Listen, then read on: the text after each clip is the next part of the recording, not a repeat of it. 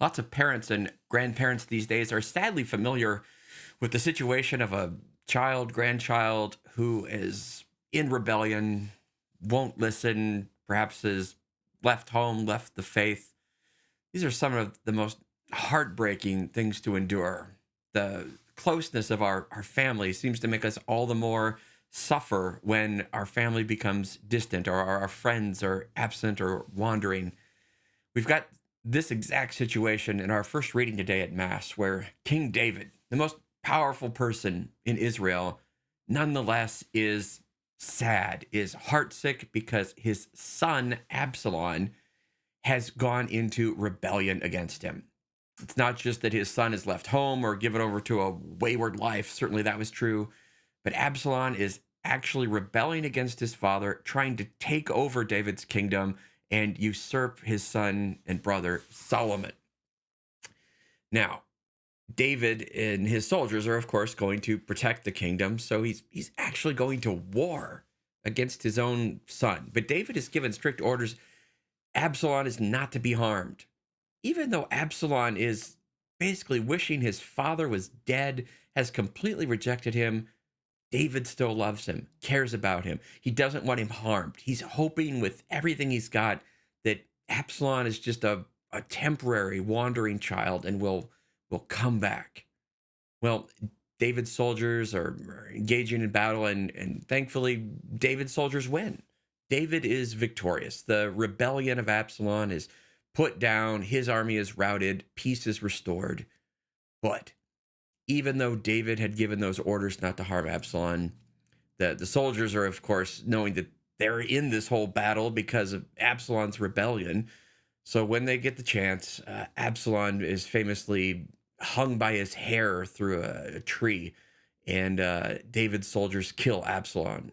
Doesn't even get to die in battle. He shamefully dies just hung from a tree by his hair. Well, the news of the victory is reported to David, but all he cares about is Absalom safe? Imagine that.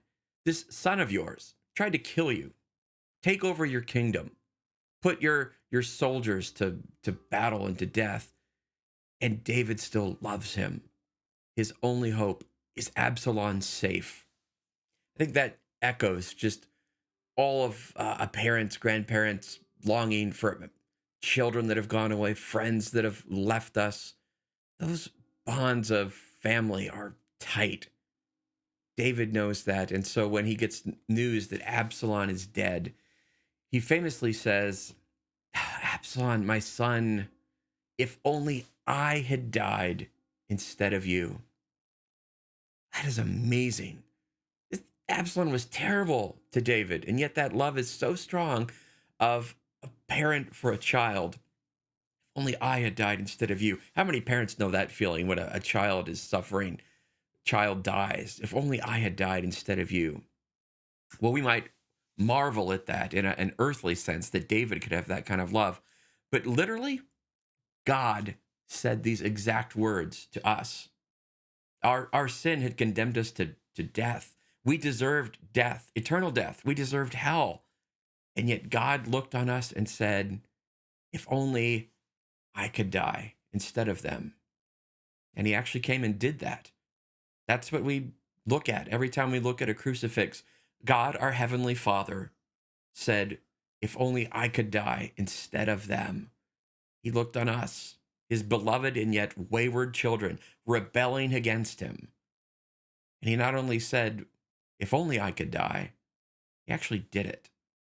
God loved us so much that despite our rebellion, despite our rejection of him, despite us being like Absalom, saying, I'm going to do this myself, and I even going to overthrow the reign of God in my life. I will do it my way. God didn't abandon us. He looked on us and said, if only I could die instead of them. And he did. What wondrous love is this? So when you feel the pain of the loss of a wayward child or of a friend that turns away, God understands. He lived it, and he died for us. That is love. May you know that love today, and God bless you.